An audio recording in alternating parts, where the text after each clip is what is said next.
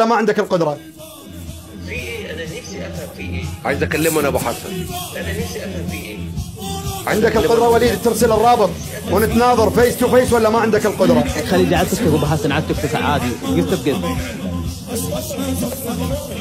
حبيبي لا حبيبي لا، هاي سؤالك ما تاكل معانا، تغلق الخط وتسد الخط وعبر التليفون. ها انا اناظر فيس قطع التليفون. شوف اخوان قطع التليفون، قطع التليفون قطع التليفون امامكم اخواني. ابو كريم اخواني مؤمن بالله عليكم كلامي صح ولا لا؟ انا اريد ارسل لي الرابط مال قناتك.